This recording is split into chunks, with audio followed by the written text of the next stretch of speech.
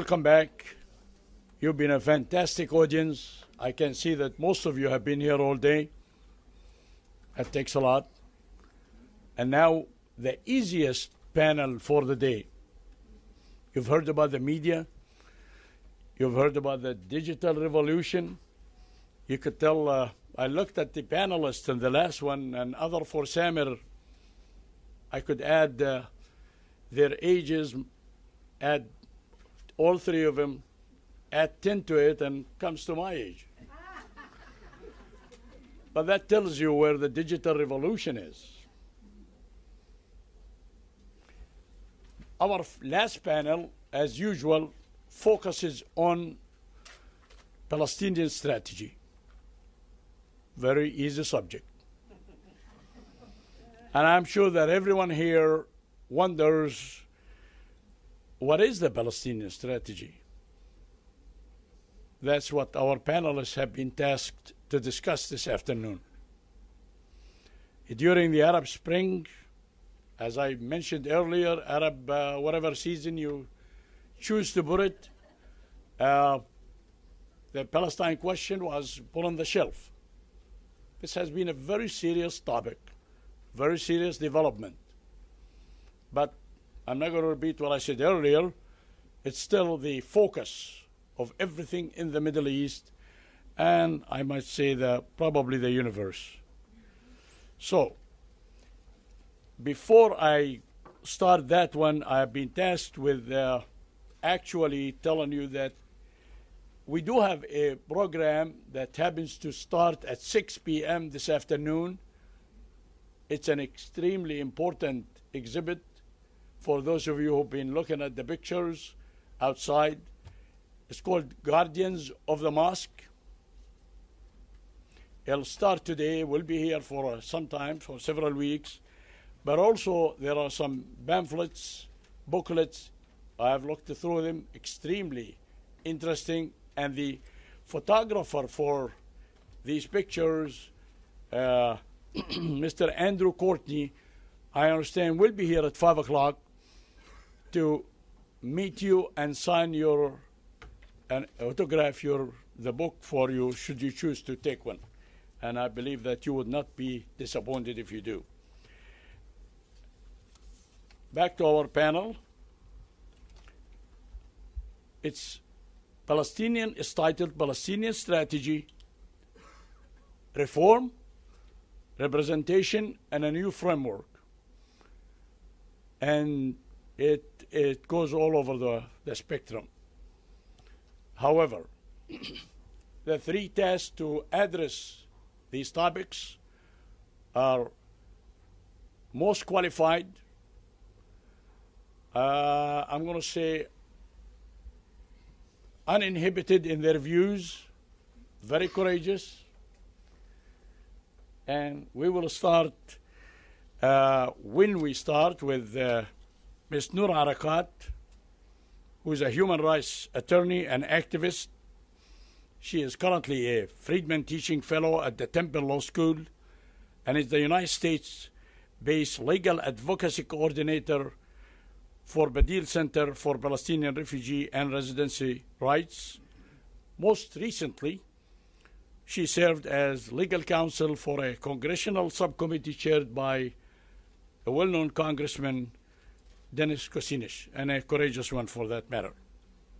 Our second panelist will be Mr. Khaled Elgindy, who joined us from the Saban Center for Middle East Policy at the Brookings Institution. Mr. Elgindy previously served as an advisor to the Palestinian leadership in Ramallah for 6 years, as I was told today, on permanent status negotiations with Israel, and was a key participant at the famous Annapolis negotiations conference and so on of 2008. Then our final panelist, Ms. Leila Hilal, is the director of the New America Foundation Middle East Task Force, which covers in-depth analysis and commentary on the Middle East and North Africa. Ms. Hilal previously served as a legal advisor to the Palestinian Negotiation Department and also advised the Palestinian Constitutional Committee during the drafting of the Basic Law. Please join me in welcoming our panelists as we invite Ms. Noura Erakat to begin.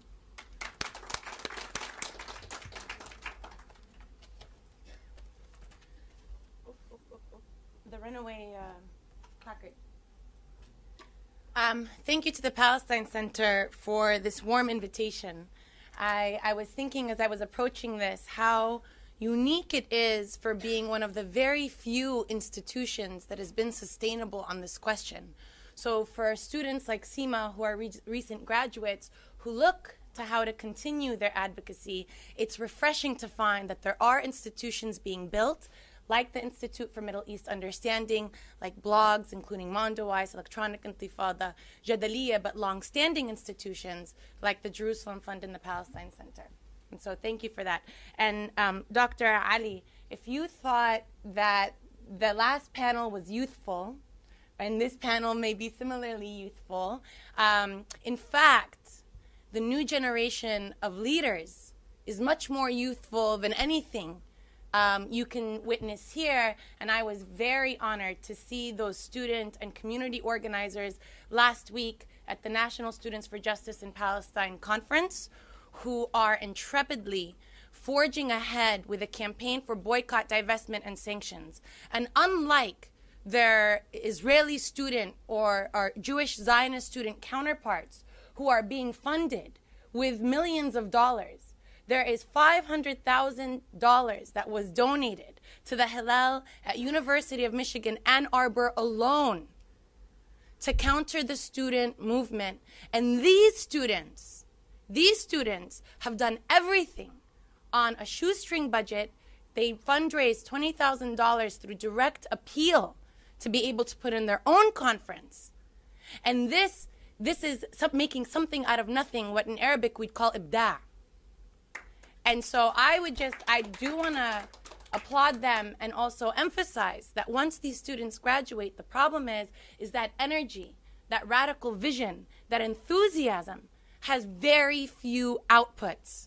Where do those students go from there? And that's where it's up to us to continue to create institutions to be able to harvest and nurture that leadership for the future so that we don't have the same conferences and speak to one another, but that we can actually speak out and farther. And so in that tone, for those of you who may have been checking your phones or the news earlier today there was a protest organized in Beirut.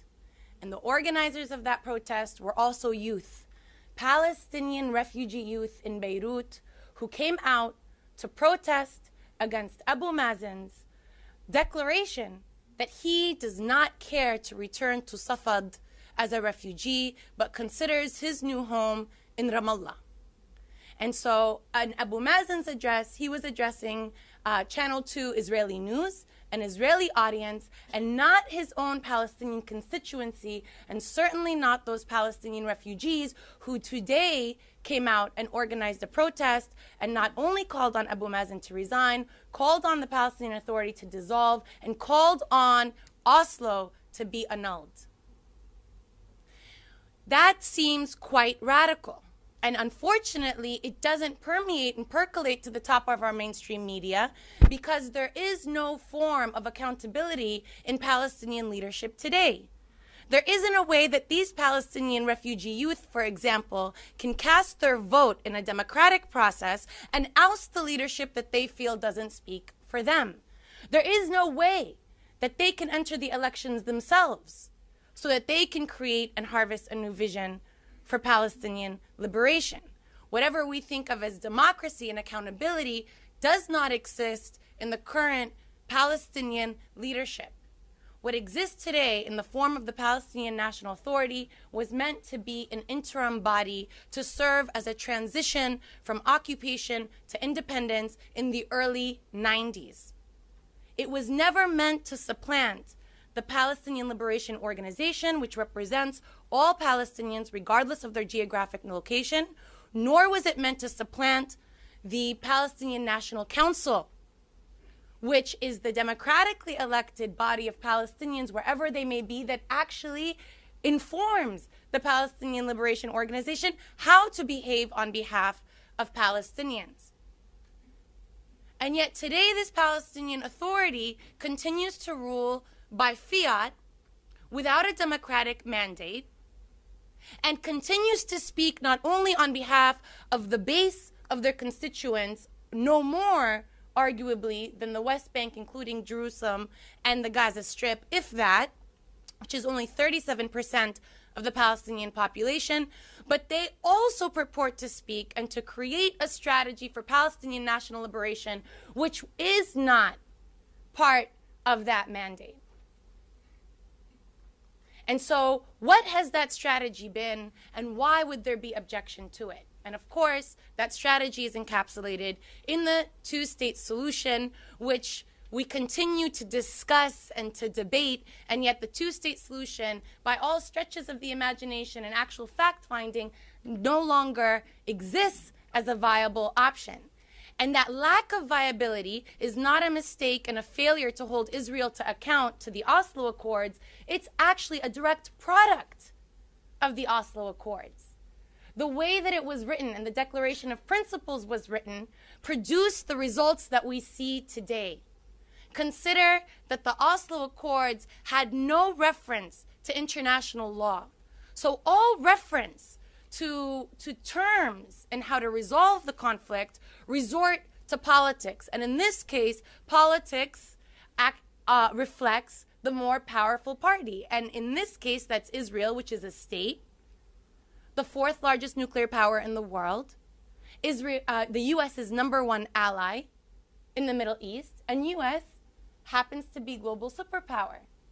So what can Palestinians eschew from political negotiation under these terms without even reference to international law? And as Mr. Khaled Elgindy has pointed out in an article I often cite, not only was there a failure to refer to Article 49 of the Fourth Geneva Convention, right, which prohibits the transfer of one civilian population into territory that it occupies, and violation of that amounts to a violation of Article 147, which is a war crime, and was reaffirmed as a war crime in the Rome Statute, right? Not only did the negotiators fail to mention Article 49, but it fails to mention that Jerusalem is part of the West Bank. So at the start of Oslo, 54% of the settlements were legal by the terms of Oslo itself.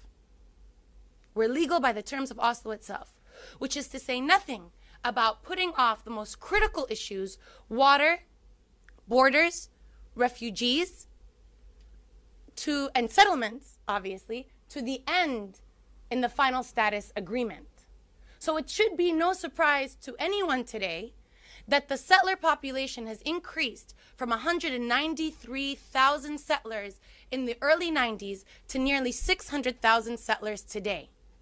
And arguably, Israel can argue that it's abided by the terms of Oslo.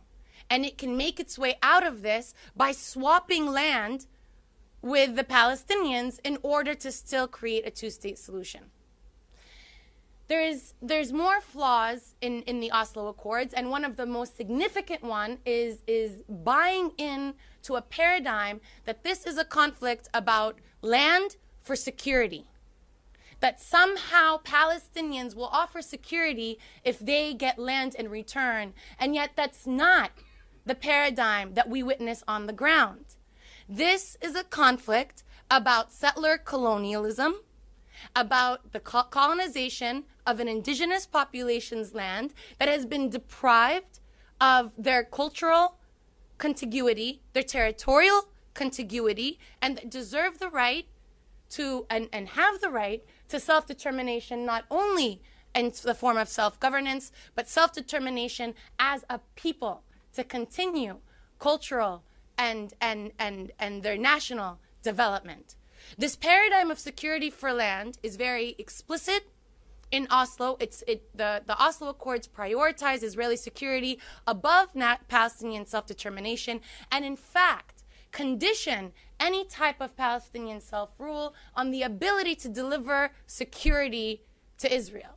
Security in any place, including here, requires institutions, police, educational institutions. It requires the machinations of a state, and yet what Oslo says is that you can't get any of that to provide the security we're requiring in order to give you that. It's a failed equation at its core. And that's why today, rather than provide for Palestinians to remain on their lands by supporting their agricultural industry, by supporting their educational industry and some sort of economics, the Palestinian national budget allocates no less than 20% of the budget to security forces. And those security forces are not used to protect Palestinians from Israeli settlers who pummel the land and burn olive and almond trees on a weekly basis, nor is it to protect the Palestinians from expanding settlement projects, but it's used to protect the settler, Israel as an occupying power, from the Palestinians. And so when in late July, Shaul Mofaz, who was one of the architects of the incursion into Jenin, came to Ramallah to meet, or was supposed to come to Ramallah and meet the president, who does not rule by democratic mandate, Palestinian youth who protested were actually beat down and arrested by Palestinian security forces. Now compare that in contrast to what's invested for the agricultural sector. Palestinian farmers need access to water and resources to stay on their land. And yet, the national budget for the national budget for agriculture today is less than 1%.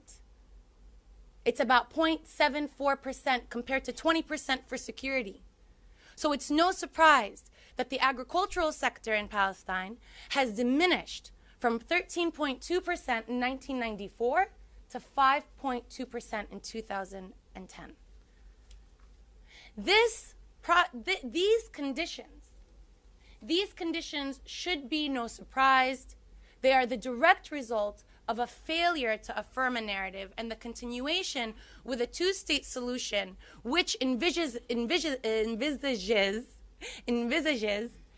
two states for two people divided by their ethnicity and based on ethnic homogeneity, right, is a very anachronistic concept of any type of plural democracy that one can imagine. And in fact, UN Resolution 181 never proposed that when it proposed a two-state solution. It proposed that there be a Jewish state and an Arab state, and both stipulated a non-discrimination clause and treatment towards all its citizens regardless of ethnicity and religion and whatever, national origin was going to be created. In contrast, the two-state solution today is based on the reverse concept, not of some sort of inclusiveness, but on an exclusivity. Why does this fail to meet the needs of Palestinians today? Because as I mentioned, this is not about security for land. This is a project aimed at the forced population transfer of Palestinians from their homes, regardless of where they live, in order to reduce their number and concentrate them onto small swaths of land.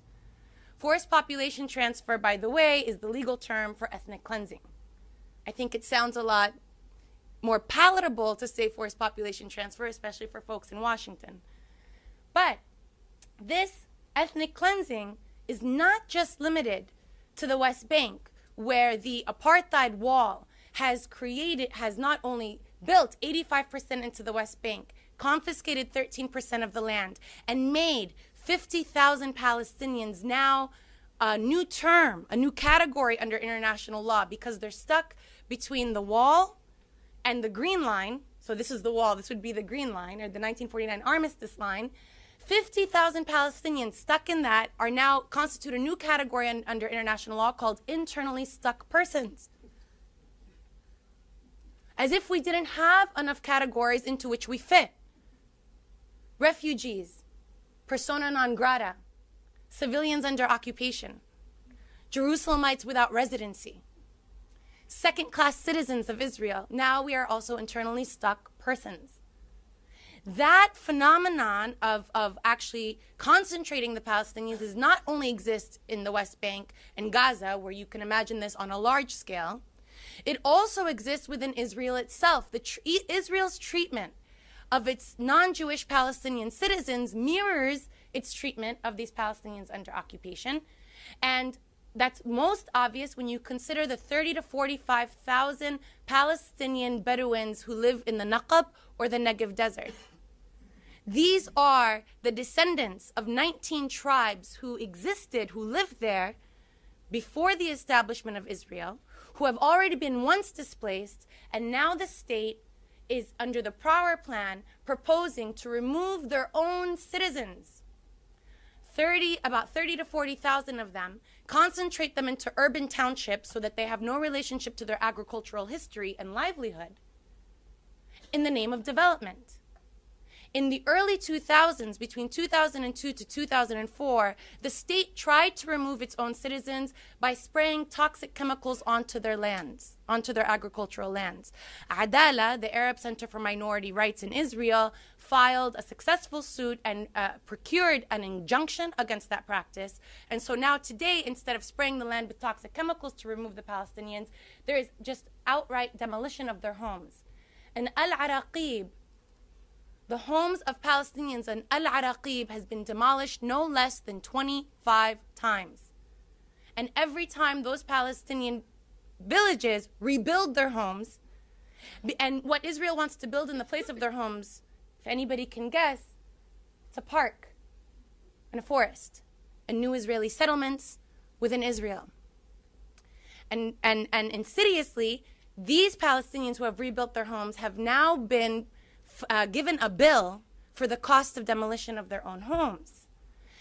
This type of ethnic cleansing, which I'm terming as the removal of a population, the reduction of their numbers, the concentration of them in certain geographical areas, is not just in the occupied territories, it's also in Israel, as this example demonstrates, as well as the example of the ban on family reunification, which was just affirmed as constitutional by Israel, which doesn't have a constitution, but as constitutional for not violating any rights. And the ban on family reunification basically says that no Israelis can marry, can acquire status and citizenship status for those persons who live in enemy states or enemy entities. The enemy entities refer to the West Bank, to Gaza, to Syria, to Lebanon, where Palestinians predominantly live. And so this law disproportionately and almost exclusively affects Palestinians, Palestinian Israeli citizens. And in fact, the High Court of Justice said that we cannot support human rights at the expense of national suicide. So human rights, at least Palestinians are part of the entire human rights framework, but the national suicide refers to the fact that Israel views itself as a state for its Jewish nationals only. And in Israel, in fact, Jewish nationals are distinguished from Israeli citizens because there is no such thing as Israeli nationality. And because of that distinction, Israel can privilege its Israeli citizens or its Jewish Israeli citizens and discriminate against its non-Jewish Israeli Palestinian citizens using this law and making it all legal. This is the same reason Palestinian refugees are denied the right of return, because they are not eligible to acquire Jewish nationality. Jewish nationality is defined by the Law of Return of 1950, which provides it that it belongs to the descendants of Jewish mothers. Or by conversion, I'm at time, and I didn't even get to the, okay. If I can just wrap up really quickly, I apologize for not being more sensitive to time. And just to wrap up and to say that in light of this ethnic cleansing project, it would behoove us to think of Palestinian refugees as either a constituency that the Palestinian leadership needs to care for, or as an issue that needs to be dealt with. Palestinian refugees are neither an issue nor a constituency. They are the heart of this issue. No state can stem an ethnic cleansing process. If this process continues and we establish two states, that land will be called, they will be called Bantustans. If this process continues and we establish a one state, those areas will be called reservations. There is more that needs to be done to stem the ethnic cleansing process that goes beyond these narrow frameworks that have been given to us almost conditionally in order to achieve national liberation. And I'm sorry I went over time. I can continue to discuss this afterwards. Thank you.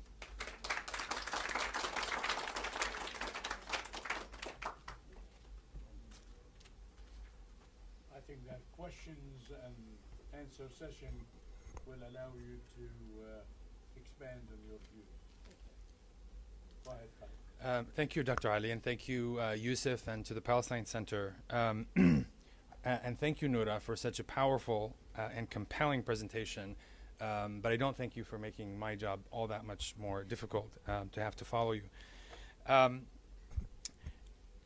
agree with a lot of what Noura laid out, including, of course, the fact that the peace process is dead. But let me make just by way of framing, let me make a distinction here that I think is important, and that is between what we call the peace process, or the Oslo process, and a two-state solution. I think the end of the peace process doesn't necessarily have to mean an end to the two-state solution. If by we, I mean Washington, if Washington and its allies and the Israelis and the Palestinian leadership can think outside of the very narrow framework that Oslo created, beyond this idea, I do agree that realities on the ground have made it virtually impossible to unscramble the egg, as it were, as far as drawing hard borders between a state of Palestine and a state of Israel. And it is virtually impossible to do. And so, having said that, though, I'm not saying that I think it's likely. I think if I were to bet that Washington was going to think creatively and new ideas and let go of the failures of the past, I would probably vote against such a thing. But it is at least theoretically possible, and I think as an analyst, it is my job partly to lay out these scenarios and to lay out these possibilities and conditions. One of the consequences of the end of the Oslo process is that we are also we have a very severe leadership crisis on the Palestinian side. I think that is clear. I just returned from Palestine, or yesterday actually, having spent a week in doing meetings in Ramallah and in Jerusalem, and I came away more convinced than ever of the reality of this leadership crisis. I think it is much more severe than certainly people here in Washington believe, to the extent that they actually focus at all on Palestinian politics. And what is really striking about this leadership crisis is that it's all-consuming. We're not just talking about the person of Mahmoud Abbas or the person of Ismail Haniyeh or Khaled Mish'al or any individual leader. We're talking about institutions, new and old. The PA is collapsing before our very eyes. The PLO had been hollowed out from within years ago, and it is now in a very sorry state. And even parties and factions. Fatah is internally divided and dysfunctional. Hamas is divided, not yet dysfunctional, but there are deep divisions. A lot of them have to do with changes happening in the region. And I think also across the board there is a fundamental lack of strategy, as has already been touched on. And at least as far as Mahmoud Abbas is, and I think this is one of the real great ironies that one day people in Washington are going to have to come to terms with, is the growing regional and international isolation of Mahmoud Abbas and his leadership. I mean, it was very striking, actually, to see and to hear from so many interlocutors that I met with in Ramallah and Jerusalem, the fact that Mahmoud Abbas has not only does he have a narrowing circle as far as who he represents or doesn't represent on the ground as far as Palestinian constituencies, but his regional and global friends are also shrinking. He has bad relations with Egypt, of course, since Mubarak's departure, and has been unable to come to terms with new realities there. Bad relations with several very key Gulf states, including Qatar and Saudi Arabia and the Emirates. And all of this is not very good for a man who also has increasingly bad relations with the United States itself over plans to go to the UN. And Israel also seems very indifferent to him at best. I think the reaction to the statement that was so shocking for Palestinians was received with a fair amount of indifference by Israelis. Indifference and in some cases even contempt. But his world, Mahmoud Abbas, is increasingly shrinking, I think. But going back to this idea of the collapse of the peace process, I think another point that Noura made, I think very, very strongly, is the extent to which the peace process and the occupation and the Palestinian Authority have become intertwined and virtually inseparable. And I think we saw that in the September protests, where, you know, in this the trajectory of the demands of the protesters started off as against Prime Minister Salam Fayyad because people weren't getting their salaries. They were angry about price hikes. And then they morphed into demands for Mahmoud Abbas's resignation, and then rescinding the Paris Protocol, which is the Oslo-era agreement determining the economic relationship between Israel and the Palestinian Authority, and then Oslo itself. And so we've got this sort of graduation, because it's impossible to talk about the Palestinian Prime Minister or the Palestinian President or the Paris Protocol without, you know, it is interconnected. And I think there isn't really an appreciation of that here in Washington. As far as institutions, again, you know, this kind of collapse or decay of Palestinian leadership is tangible, and I think it's clear to most people. In terms of institutions, as I mentioned, the PA is, in my view, it's not if and when. You know, I'm often asked, or I think the question is often phrased as, how do you prevent the PA from collapsing? It's already collapsing. We're in this process. It is an ongoing process. It's not, the collapse of the PA isn't something that we just wake up and we find that it's gone. It is now in the process. That process has already started, and we know, of course, the very severe fiscal crisis that affects the PA. Donor money is drying up for different reasons. The Americans haven't made contributions since last year as a result of the UN bid. Arab states and others have a sense of donor fatigue. They feel that they're just simply underwriting the occupation, and they're reluctant to pay. And they're also, I think, very displeased, I think, with the quality of Palestinian leadership. We saw the Emir of Qatar go to Gaza in order, I think, at least partly to send a signal to the leadership in Ramallah. And then on the other side of the equation, the PA has racked up an enormous debt, both foreign and especially domestic. They've borrowed well over $1 billion from local banks, and I've heard estimates that it's even higher. You know, none of this is good, obviously, for the Palestinians. But one of the points that I stress with U.S. policymakers is it's not good for American interests. You need to have a cohesive, coherent Palestinian polity to deal with. Even the security cooperation that is so fundamental to the Oslo framework is not immune, I think, and is actually, I would argue, unsustainable. For financial reasons, it's very difficult to justify. I think Noura made this point also. It's very difficult to justify the expenditure on security, which actually the estimates I heard are well above 20%. 36 to 40% is what I heard. And if you compare that to, you know, the World Bank and other international financial institutions, you can find data on governmental expenditures as a percent on military as a percent of its total expenditures. And I think, you know, Israel is in the very high range. It's about 18% of their budget is spent on the military. Other countries, I think the United States is around 6 or 7, actually maybe a little bit higher than that. I'm not sure of the exact number, but when you consider 40% of this government's expenditures are in the area of security, and only a tiny portion of that is policing.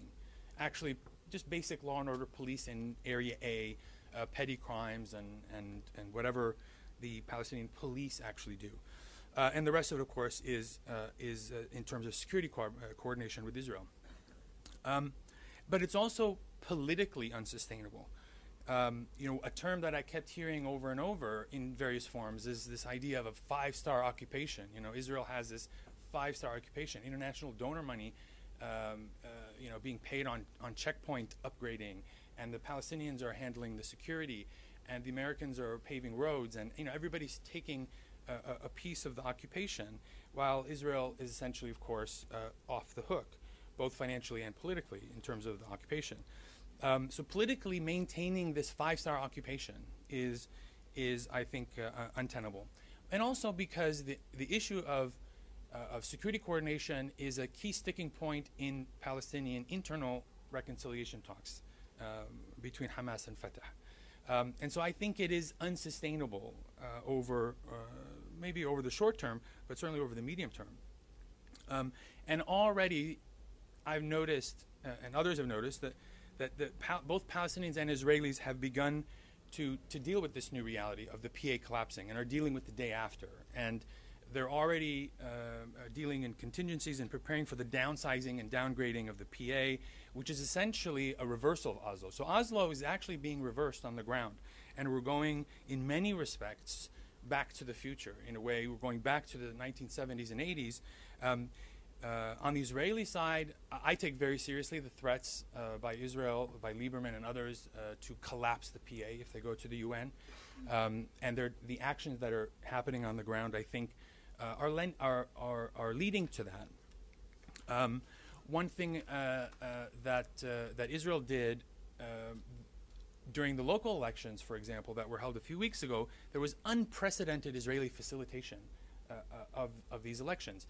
Whereas for past parliamentary elections and presidential elections, there were always a lot of problems as far as the Jerusalem voters, very sensitive issues, getting ballot boxes, having to travel through Area C. None of those problems were there. Of course, there weren't elections in East Jerusalem at the municipal level this time around, but there were Palestinian police force presence in East Jerusalem, in Abu Dis, for example, had to make their way, and all of this was facilitated at an unprecedented level. And I think this suggests that Israel's coming to terms with a post-PA reality. And I hear this also from Palestinians. A lot of Palestinians who would otherwise have reservations about local elections because they weren't inclusive, that Hamas had boycotted, that they weren't for the West Bank and Gaza, as well as Jerusalem, were still somehow supportive of them because they saw local institutions as being a safety net in case that the PA is no longer there. And so at least they would have local institutions with some legitimacy to latch onto. But also there's an economic reintegration of the territories. Very ironically, the past 10 years since the second Intifada, we saw the paradigm was separation. And so, but now we still have the realities of separation, the wall and the closures and so forth, but there's also this economic reintegration. And so Palestinian labor that works in Israel is now at pre-Intifada levels, and it's actually growing. And you have new pilot projects, like during the Eid, the Israelis sort of abandoned the checkpoints and allowed 500,000 Palestinians to enter Israel. It's been sort of explained to me as a pilot project. Can the infrastructure handle such a volume? And of course, would it go off without incident? Were there security threats that would emerge from it? And so you had Palestinians from the West Bank on the beaches in Tel Aviv and elsewhere, and this is actually harkens back to the even Oslo days. And so we're seeing this kind of reintegration happening on the ground. And the Palestinians are almost across the board talking about a bare bones authority, getting rid of certain ministries, streamlining the bureaucracy. They would have to keep some institutions. I often hear about it in terms of the PA becoming a municipal authority and so forth. And in the meantime, we're seeing a building up of the president's office. It's often referred to as a shadow government, which is a phenomenon similar to what happened in 2007 when the international community boycotted the PA. The elected cabinet and the legislature that was drawn, the government that was drawn from the elected legislature. And there's also, strangely enough, a greater focus on rebuilding the PLO. PLO, as far as institutions, not necessarily politically, which of course also has to do with the Palestinian reconciliation. And as I mentioned, it is, apart from institutions, it's clear that there is no strategy. There is no Palestinian strategy. And we can see the leadership of Mahmoud Abbas kind of floundering, flipping from one tactical maneuver to another. And it's not clear that he has any kind of a commitment to any of these positions. He still talks about a negotiated settlement with Israel. He still talks about and has pursued on some level reconciliation with Hamas. And he talks about bypassing the peace process altogether and going to the UN to achieve an upgrade of the status of the PLO there, of statehood status. And rather than put these together into a coherent strategy, and I think that they're not incompatible, contrary to the views of probably the Washington establishment, he's sort of just triangulates between them, hopping from one to the other until it's no longer feasible, and but really without any direction. And I think it's also true of Hamas, that they don't have a strategy. Their strategy is essentially, the other guy's going to fail, and we're going to be there to pick up the pieces and to fill the vacuum. And it looks like a promising formula, I think, for them, given the regional trends in favor of Islamists, but also because they have much less in terms of responsibilities and costs. The PA in the West Bank is still paying 40% of its budget in salaries to Gaza employees who don't go to work. And of course, they have a much smaller budget to begin with. And so they have, and they also have this conflict within Hamas between resistance and governance. I think they've discovered the contradiction between being a government and governing and being a revolutionary resistance movement that the PA encountered 20 years ago. By and large, both of these leaderships have bought into the two-state paradigm. And that alone, I think, makes the two-state solution, continues to make it relevant. Whether or not it's likely, you have the two largest factions in the Palestinian political arena who are prepared to pursue a two-state settlement of one sort or another based on roughly 1967. At the end of the day, though, the reality that we have is that we have a leadership, not only with no decaying institutions and no strategy. I think all of this really points to a fundamental lack of legitimacy. And the PLO, of course, and the PA leadership of Mahmoud Abbas is the primary problem in this regard, since very few people expect that Hamas would be the political address of the Palestinians, at least at this stage. But the PLO and the PA and by extension Abu Mazen and Fatah have greatly lost legitimacy as a result of their attachment to this failed peace process and failed negotiations. And we see also their they're increasingly disconnected from their own people. I think Abbas's interview on Israeli Channel 2, I think, was a prime example of the degree to which he was, for most leaders, their domestic public is their first audience, and their foreign public, even if they're doing an interview on foreign television, is their secondary audience. I think it's safe to say that situation was reversed in this case. There is not a lot of talk on the Palestinian side of not a lot of consideration given to their own domestic political legitimacy, their own domestic political constituency. And I think one of the missing components, and again, this applies both to Abbas's leadership and Hamas, is that there are no one leadership can claim to represent all Palestinians. The PLO used to, but the PLO doesn't really represent refugees anymore. Hamas is not a member of the PLO, as well as other factions aren't members of the PLO. So that representativeness has been eroded. And I think other elements of legitimacy, elections, international recognition, governance, performance, all of those are also on the decline. You know, the latest, the fact that the PA now is collapsing is really the last sign, really the last pillar of the PA's legitimacy, and it itself is also collapsing. Having said that, though, I think there are no third alternatives. There isn't a third option.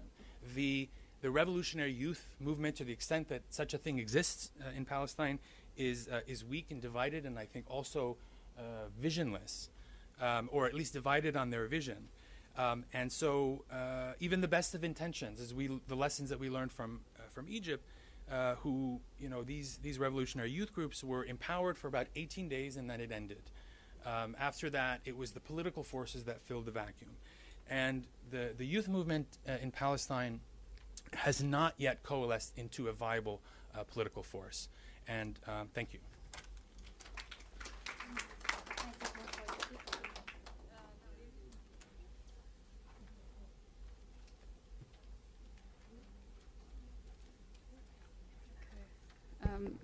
Well, Khaled, thank you, because you just gave half of my talk. But you did it in a much more profound way and interesting way, given that you have just come back from the West Bank.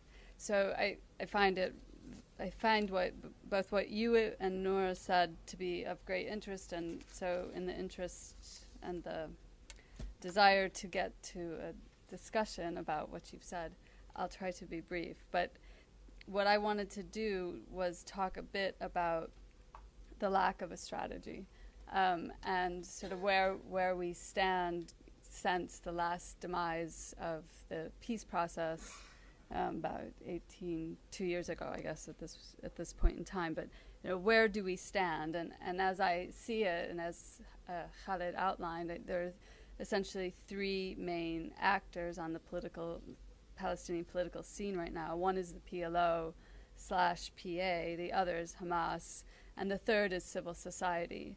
And as Khaled said about the PLO, there have been sort of three strands of strategic action, or areas that we could suggest are strategic action. One is negotiation with Israel. There was an attempt to negotiate under Jordanian auspices in January, and then there's been news reports that there have been talks in Ramallah. I think that there have been some secret or quiet talks about updating the Oslo interim arrangements, but that has not been made public. So there is this one strand of negotiation, bilateral negotiation with Israel. There's a second strand of strategic action, which is internal Palestinian reconciliation with Hamas. The third is this international diplomatic effort at the UN, which when the Palestinians decided to go to the UN Security Council, I sort of interpreted that as indicative of a desire to make a symbolic move responsive to the public's interest in seeing something done. It occurred to great fanfare, and in the West Bank they had set up cameras broadcasting Abu Mazen's speech at the UN, and the application for membership was handed to the Secretary General with great drama. But the fact that they went to the Security Council, I think, was indicative of a desire really not to rock the boat entirely, because it was assumed that there would be an American veto. So these three strands of strategic action have been pursued simultaneously without a cohesive strategy, or at least none that's been articulated, and have been done half-heartedly.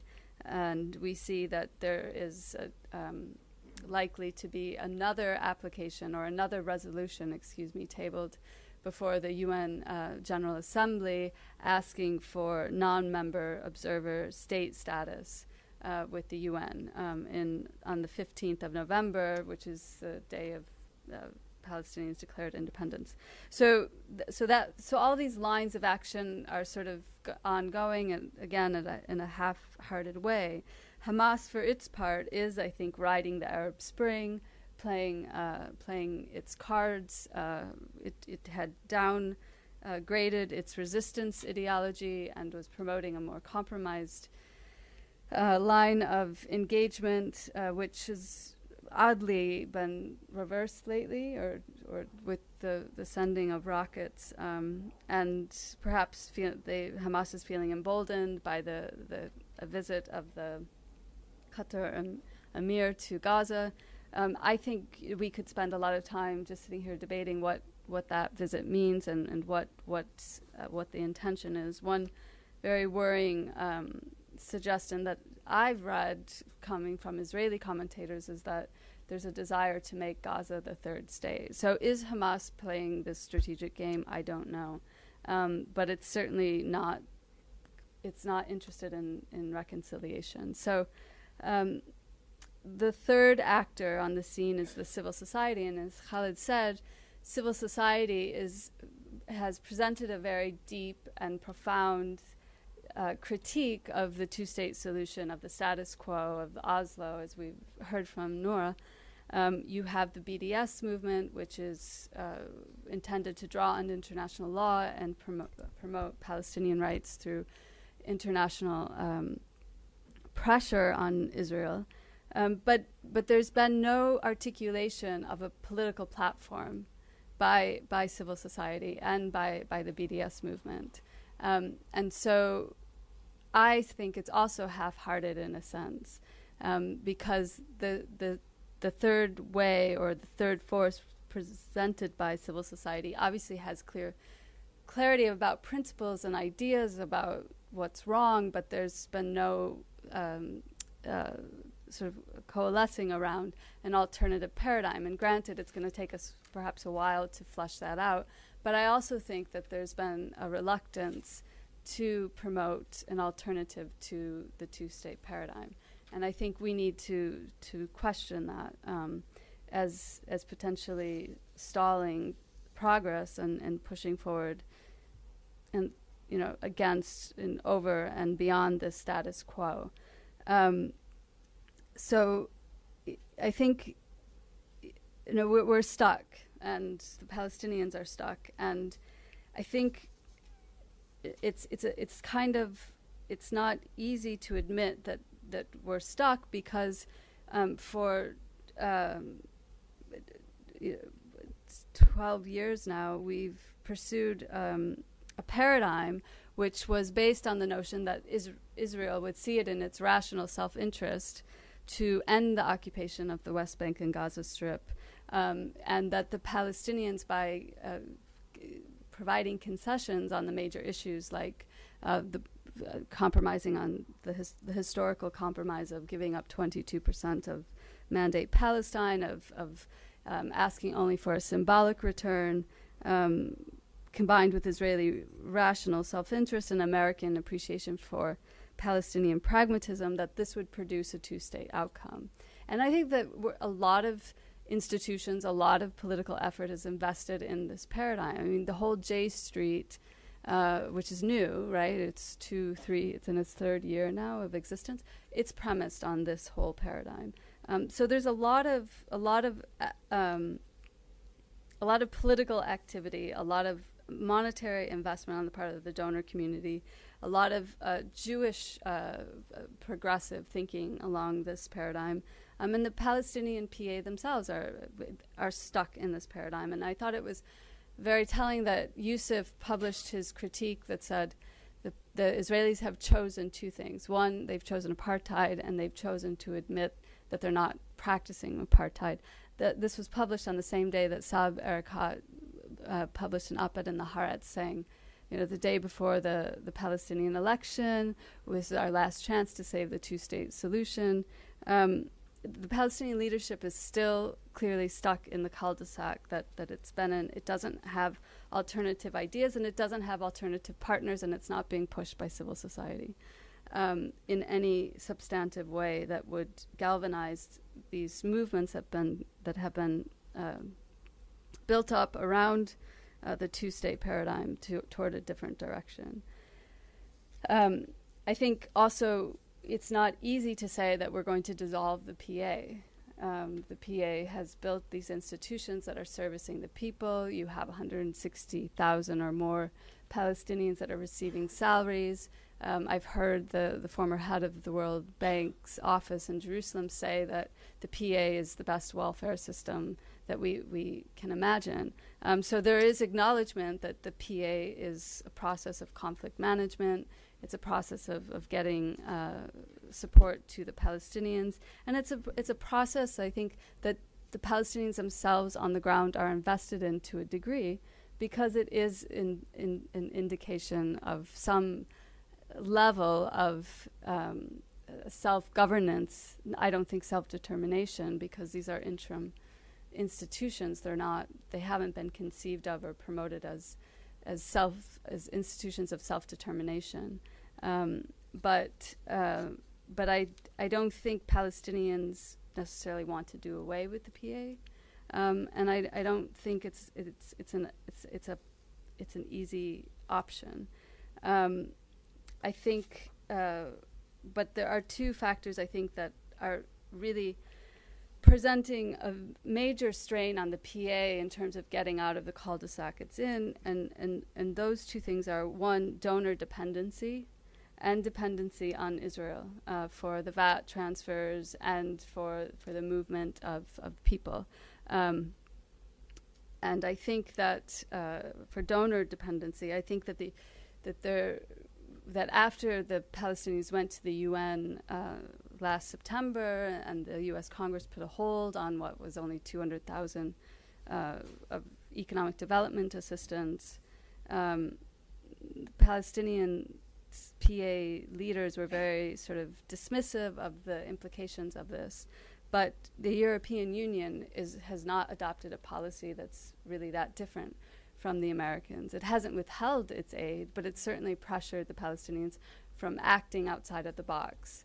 And the PA really is dependent. I mean, the EU is paying the salaries on a regular basis. Dependence on Israel is not an easy thing to get over. Again, the VAT transfers are significant for the PA, because the PA does not have the ability to collect those revenues on their own, despite the fact that they've advanced ideas to do the collection and get around the movement restrictions that apply. But then there's also the permit system that's been built up, and the VIP system. There are a lot of it's deluxe occupation, as Khaled said. And there are a lot of people invested in the privileges that they gain from the existence of the PA and the relationship with Israel. But I think it's interesting to say that this is breaking down, and that there's more of a general opening, and what could that possibly mean for new strategies, I think, is an interesting question. I think the Palestinian leadership is completely disconnected from the public. Both the PLO and the Hamas leadership. I think Hamas increasingly so, despite that its former sort of ability to claim difference was its proximity to the population and closeness and representative nature of the people at the grassroots level. And I think that for the Palestinians are really at a critical moment of political dispersion and fracturing, and I think the civil society is not hesitant to call Abu Mazen out and suggest that he's a traitor of the cause. whereas the PA leadership isn't reluctant to push back protesters who are demanding basic rights, and you have Hamas who appears ready to establish its own little statelet. So there's a very critical moment for the Palestinians because, and also I think the Palestinians in the diaspora, I think the Palestinians in Lebanon are now highly invested in promoting their rights within Lebanon. The right of return is still critically important, but they want a better life where they are. You have multiple generations. There are different Palestinian constituencies that have different interests, and I think if we're going to avoid a problem where the Palestinian nation is completely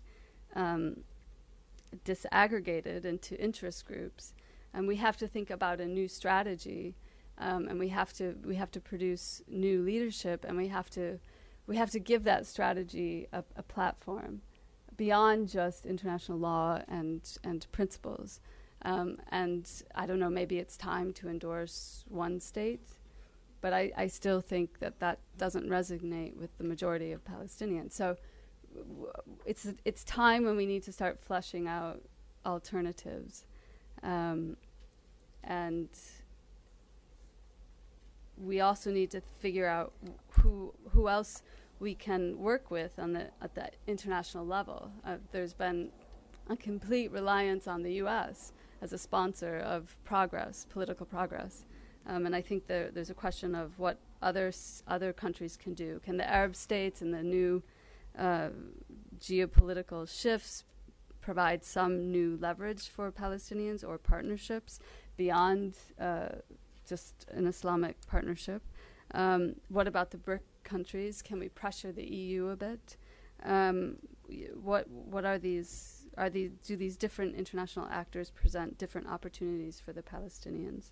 I think there is a question about what the Obama administration will do. I don't think it's beyond reason to say that in his second term, Obama may vote in favor of a UN resolution at the General Assembly supporting recognition of Palestinian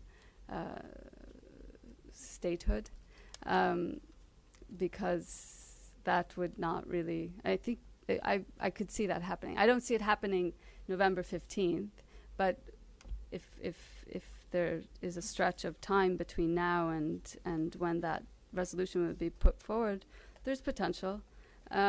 I don't think there's real potential, though, to change the dynamic on the ground through the U.S. Because it's more of a systematic problem. But so the question is, again, who else can we look to support Palestinian rights? So I will end there, and thank you.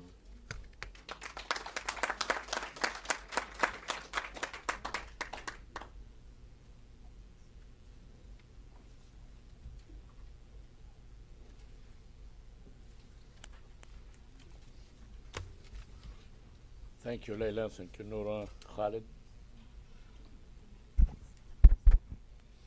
These have been thought-provoking presentations which presented a lot of new phrases, a lot of questions, Bantustans, reservations, five-star occupation, and so on. I can go on for, I wrote so many questions that I want to ask, but I won't ask him. I will let the audience ask. We'll take one from right there where the microphone is already. Right here. Thank you so much again to the panelists and to the center for this wonderful conference. I have one short question for each speaker, beginning with Mr. Khaled. Mr. Khaled, in your lobbying efforts here in Washington, have you included the fact that in the debates, the presidential and vice presidential debates, Israel was mentioned often, of course, under a very positive light, but not once was the word Palestine or Palestinian mentioned. And for Ms. Noura, my question is the following. You mentioned the Baltistan and the other option of the two-state option, which would become reservations, or the other way around. Yeah. Well, what happened to the other option of the one state, one democratic and lay state with one man, one vote? And finally, my question for Ms. Leila is the following: you know, talking about the UN, the Puerto Rican question of colonialism is treated in the Decolonization Committee of the UN.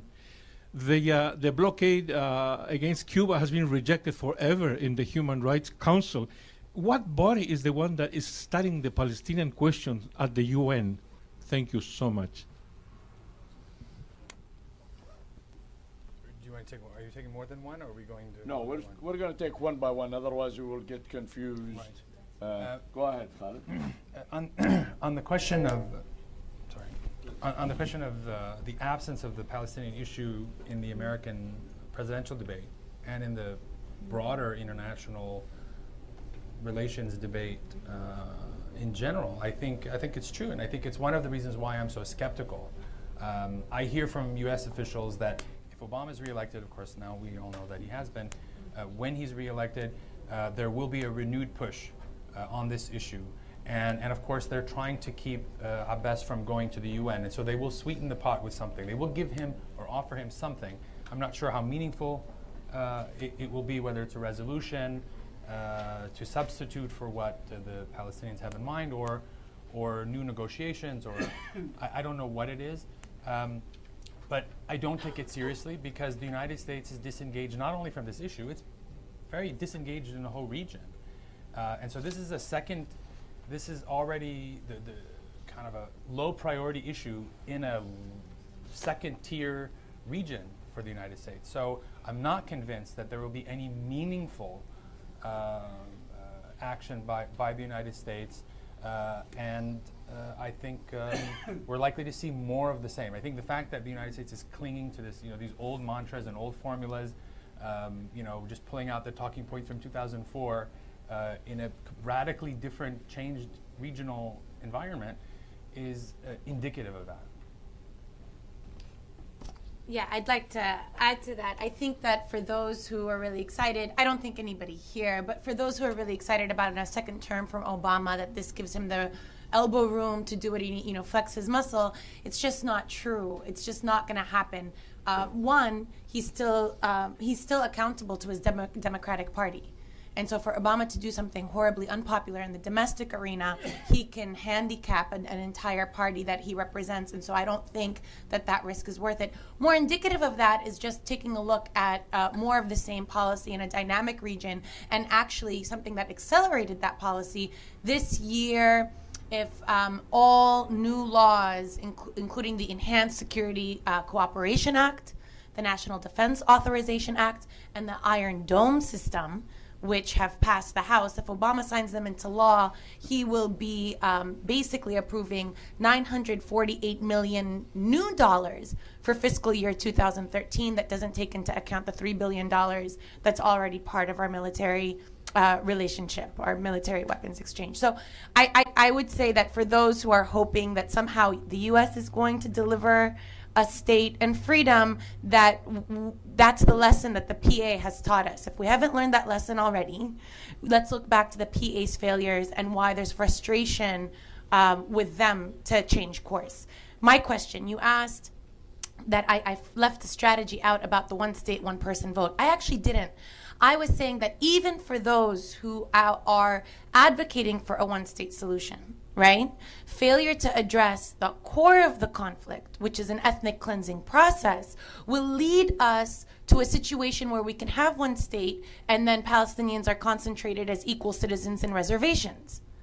That's a model that was achieved here once the ethnic cleansing of Native Americans and the indigenous population was achieved. It's very easy to become democratic at that point, right? It's very easy to become a liberal democracy once you are able to control your population and to create tiered systems of hierarchy, including with African Americans. And then to imagine that in a post-slavery condition, and then to imagine that votes alone will then liberate Palestinians out of this condition, because if Palestinians can vote, they can vote for the refugees to return. Not if the population is diminished so significantly. No, they cannot, number one. And even if they could, I think that it's false of us, as we all, I'm sure, struggled in this election, or maybe I shouldn't speak for you, but as we've seen in this election, that voting alone doesn't amount to democracy. That, for example, having two-party systems that don't offer real choices isn't a real democracy. And as we saw here, as the number of minority voters is increasing, right? The white voters was reduced from something like 78% to 72% in this election. Latino and Asian and black voters increased. Well, that's why we saw a very strong push to disenfranchise minority communities through tactics of using state ID, by challenging the right to vote because of felony charges, and so on and so forth. All that to say is that I don't put all my eggs in this voting basket. I don't think that is going to liberate Palestinians. And I think that there needs to be a strategy, and I'm really invigorated by the conversations here of, you know, it doesn't exist, and I'm going to cede my time and talk about the third option, the third way that you both mentioned. Can I just say something? I think this election was pretty monumental because it showed that the U.S. political scene has changed, and people have attributed that to the demographics. And as part of this analysis, there's been questioning of the Jewish American vote. And what has come to light is that the Jewish American vote is not necessarily driven by the U.S. position vis-a-vis Israel. That the Jewish American vote has a very different set of interests that take primacy. And so if people are really internalizing the results of this election and thinking forward, one could imagine that maybe we could begin to see some kind of shift in domestic politics within this country on the question of Israel-Palestine. And maybe that's a long shot, because we know the other obstacles that exist, but perhaps it's a talking point that we should be messaging around a bit. Just in terms of the UN, there is the UN Committee on the Non-Alienable Rights of the Palestinians, which has been operating since the 70s, 74. And it was started sort of in the context of the decolonization process. And it's always, originally was mandated to work for the return of the refugees and end of occupation. But it's become largely a symbolic entity that hosts conferences on occasion. The most active UN agency around Palestine would be UNRWA and the OCHA, the humanitarian organization. But neither are mandated to resolve the conflict at a political level. Thank you. I have a few online questions, or some questions from our online audience, because we are live, and this is an important question. Is there a chance the Gaza-West Bank divide will be permanent? And why is there a lack of urgency in solving this? Short answer, or Noura? So I imagine that question wasn't about territorial disaggregation, but political schism, correct? So that when they say West Bank Gaza, I think it's a euphemism for Fatah Hamas. I imagine that's the question. Anything is possible. I think that the fragmentation and the disaggregation that Leila so articulately explained is not a coincidence, but it's a deliberate condition that we're experiencing today. I do think that so long as the U.S. continues to invest in Fatah as it has, and to invest in a certain political program of deluxe occupation, as has been referred to, that yes, there is no incentive for unity on the parts of two parties, and especially in a dynamic region where Hamas now finds itself able to create its own diplomatic partnerships with Egypt and Qatar and other states, that the incentives to unify politically are also being reduced. So yes, anything is possible. And this brings us to the question of how then can we circumvent that so it's not an inevitability? And if I can I take a liberty to... So I try to be short, I really do. But one of the things that I didn't talk about and that should be talked about is this idea of the Palestinian National Council. Palestinian National Council is the democratic body that actually governs and should govern the dictates of the PLO and supposedly represents the will of the Palestinian people. That has been defunct since the beginning of Oslo. They've had 2 meetings between the early 90s and the present.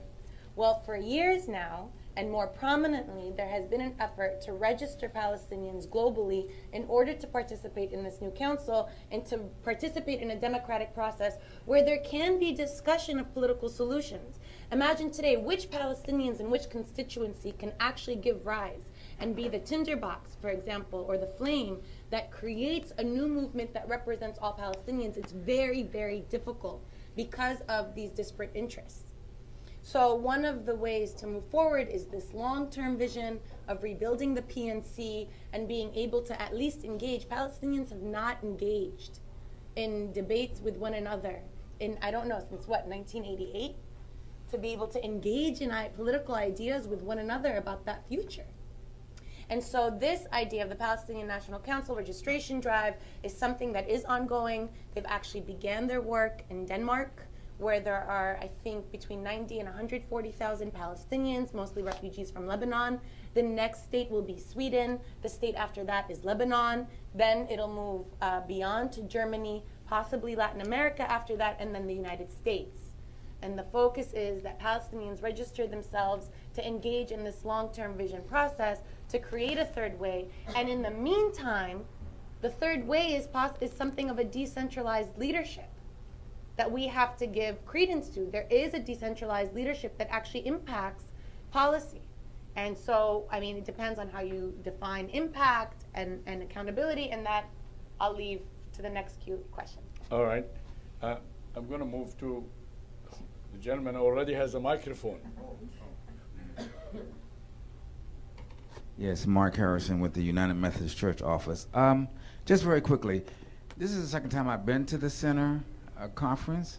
We always start at a high and come all the way down and like negative. You know, this panel should have been, the last panel should have been this panel, so we can end on a positive note. So I'm concerned about that. But my question is this.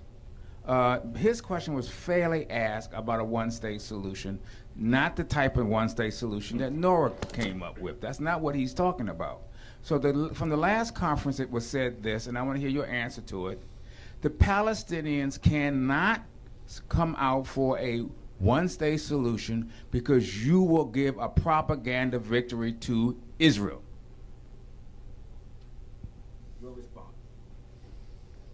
Who wants to tackle that one? One person? Really, I got it wrong, so. I'm not sure what do you mean by... Well, remember we had the Palestinian guy, he was on the film, up on the stage, and he called in, and he said that we could not be the ones to say that a two-state solution is dead. If we do that, that would mean a propaganda victory for Israel. And How the is Jewish that establishment would say then, you see, you guys are for the destruction of the state of Israel, and you never supported Israel. That's basically what he's getting at. Khaled, go ahead, take a shot at that. I mean, that's a plausible argument. I've heard that argument made, and it is true. You know, and various Palestinian leaders have threatened either to adopt a one-state vision or that it would be an inevitable outcome in response, and that is very often the response that you get from the Israeli side. But I think there's more to it than that. I think the current Palestinian leadership, such as it is, you know, there's a lot of sunken costs. You know, they are deeply, deeply, deeply tied to a two-state option, and they've left themselves no retreat. Hamas at least has sort of hedged its position so that they adopt a two-state vision on 1967 line, according to the Thawabit, the basic principles that all Palestinian factions have consensus on. But they've left themselves a way out. They would be happy, I think, to see, they could deal with the reality of a one-state reality from the river to the sea. That was their founding position, and many suspect is still their position. But I do believe that they have a stake in a two-state outcome. And I think Abu Mazen and his leadership in Ramallah have a stake. And I think even the Muslim Brotherhood in Egypt has a stake in a two-state outcome. And then certainly other parties in the region have a stake. And so I think this is what keeps the two-state idea alive. But I think there's another reason why when people talk about binationalism and one-state solution, I think we have to think of it, there's already a one-state reality. And the idea was to go from a one-state reality into a two-state reality. That never happened. There was a process begun, and it was halted, and is now falling apart. On some level, it could be reborn, it could be repackaged in a different way. But I can envision a reality where we're neither one state in the binational democratic sense, nor two in the Oslo or traditional two-state solution sense. I can envision that reality, and I think that's where we're headed. I think we are unfortunately headed for something that looks more, more and more like apartheid, more and more, but with the trappings and the idea of a two-state never fully disappearing. Okay, thank you. I'm going to go to another Erakat there. Thank you, Dr. Ali. Noura, by the way, I think that this Palestinian schism is also territorial. I cannot imagine a situation where Hamas actually would cede its territory for Palestinian unity or anything else. My question to you, actually, what should the rallying cry in the post-PA, post-PLO, post-faction, post-revolution Palestinians? What is the rallying cry for the Palestinians? So I'm going to come up with the answer. I feel very privileged right now. No, I understand what you're saying. There is this moment of fragmentation. What would we do? In my articulation in the past, I've recognized that the apartheid reality does exist, and have offered that the prescription be a one-state solution, one person, one vote, in order to rectify that. In reviewing that reality just in the past couple of years and seeing the rapid Judaization of East Jerusalem, of seeing the rapid consolidation of Palestinian lands, and the deliberate effort to reduce the number of Palestinians and concentrate them, right? So we have the forced exile of refugees, the reduction of numbers, the inability to actually remain because of confiscation of water resources and whatnot, that the main issue is one about ethnic cleansing. And so I don't know how to articulate that as a rallying cry. I don't know it's catchy. 1, 2, 3, 4, we don't want your ethnic cleansing anymore. I can't, that's not, but what I'm saying is that, and I'm being facetious so we can end on a high note, but what I'm saying is that the ethnic cleansing and stemming that is the issue that unites all Palestinians regardless of their status and geographic location today. So whether, despite these different interests, different vested interests based on where they live, if they're internally stuck people, or if they're living under a siege in Gaza, or if they're living in forced exile, or if they're living in tenuous legal status in Jerusalem, that all of them face the same struggle against their forced removal and forced exile indefinitely. And so that would be my unifying rallying cry. I'm going to have one more question. Then I have an excellent question which actually goes around the entire conference today from our audience. Mr. Hashma, another journalist. There are reports now in the Israeli media that Netanyahu is losing support, and that Olmert might come back, make a comeback. Do you see that as a hopeful sign, as probably could pave the way for a new resolution? Excuse me, I'm sorry, but I have to run. I have to go pick up my kids. Send me No problem. It's 5 o'clock, and that's a send me very an email with your legitimate. But you answer. had to answer the question first. However, who do you direct your question to? To the two ladies. All right, who wants to take that one? Leila? Well, I think probably not. I think Netanyahu clearly. I think what matters.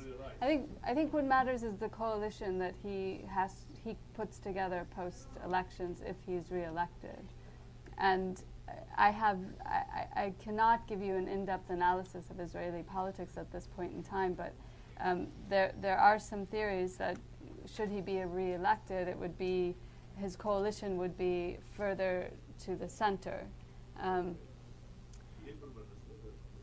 Well, I suppose, but ultimately, I think that putting aside the question of the Israeli elections, look at where the Israeli public is.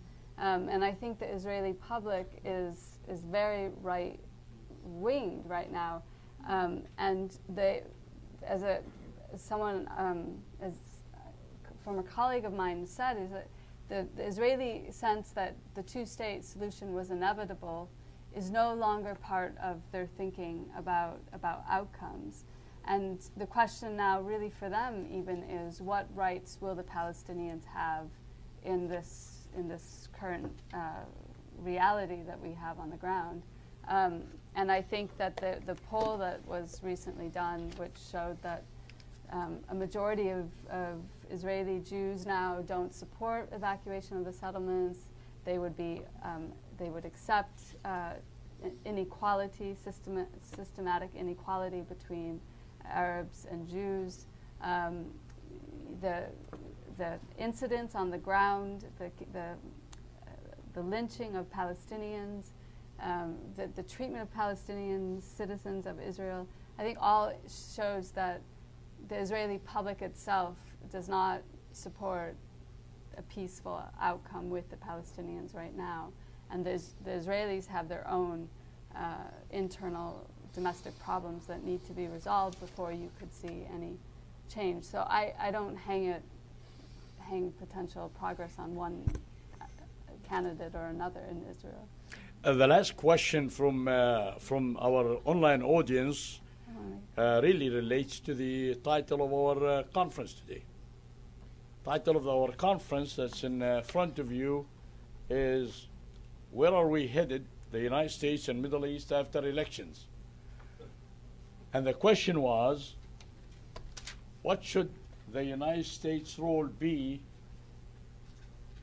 in Palestine/Israel? I'm going to ask Noura. You know what? Can I just cede my time, because I feel like Leila wanted to answer. Absolutely. Mr. Erakat's Well, I was question. going to go to her after you do. Well, I think we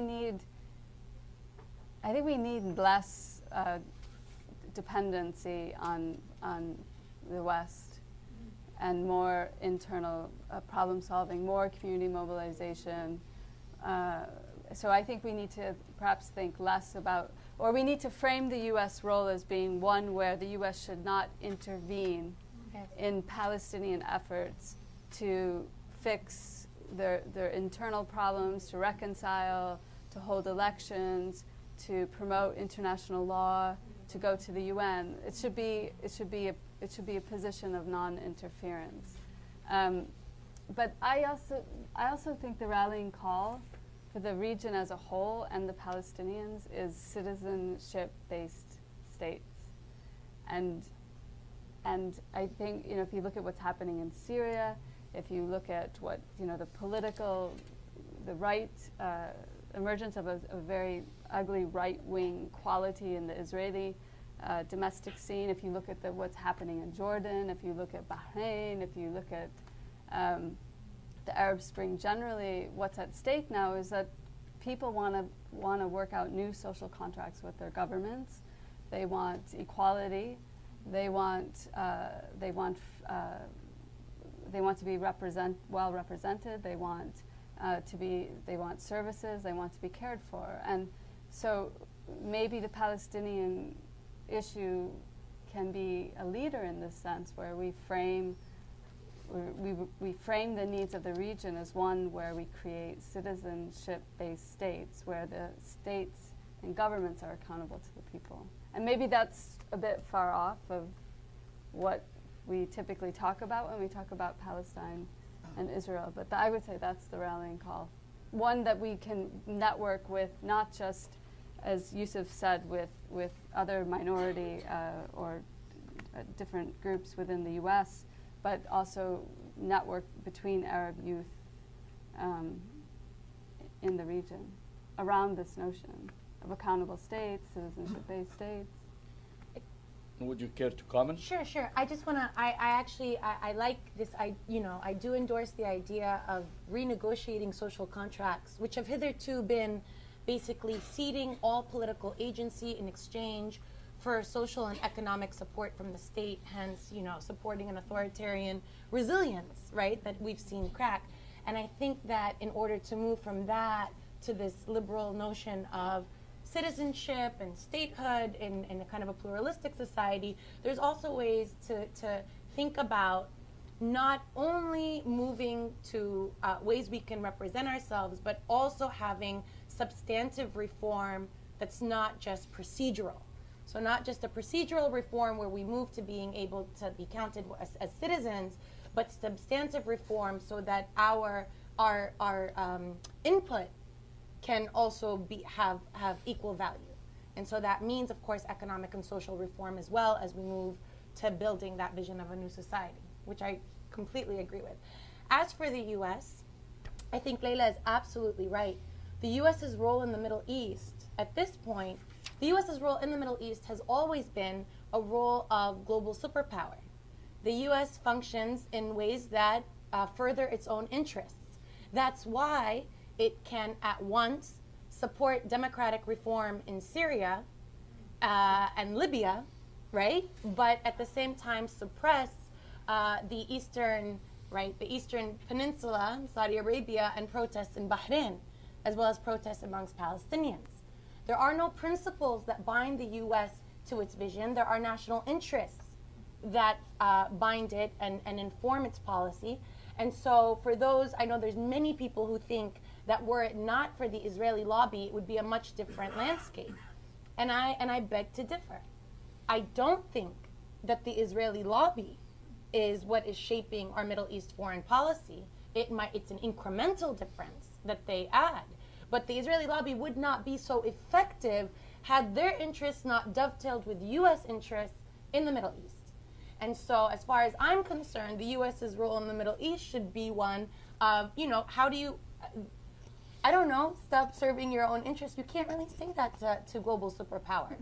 And so the onus is not on asking the U.S. what its role should be. The onus is on citizens and people of these states and of our nations to basically resist the presence and the prerogative of the U.S.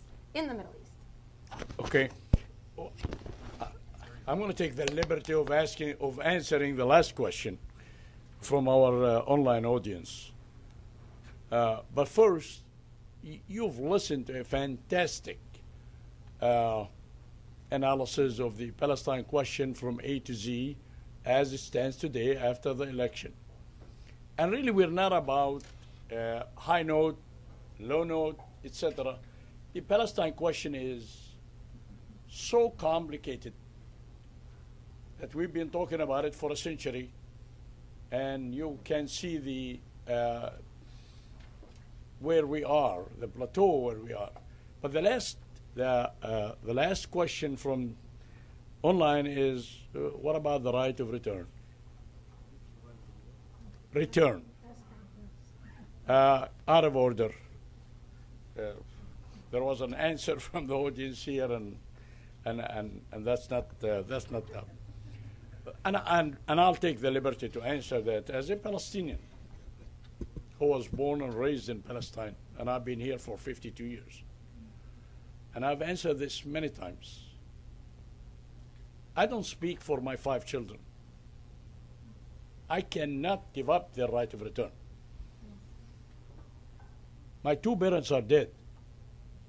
And if they were resurrected and get up and show up in this audience and tell me, give up your right of return, the answer would be no. There's a gentleman and his daughter sitting here. She's in college, and he cannot. I'm making my that. He doesn't speak for Tanya to give up her right of return. No Palestinian can speak for any other Palestinian about giving up their right of return, regardless of who they are. The right of return is inherent. It's sacred. None of us should play with it or designate it or take the liberty of assigning it to anybody. No one is elected to own the right of return and assign it. It can't be owned, it can't be rented, it can't be delegated, it can't be bought, it can't be sold. Thank you. You've been an excellent audience.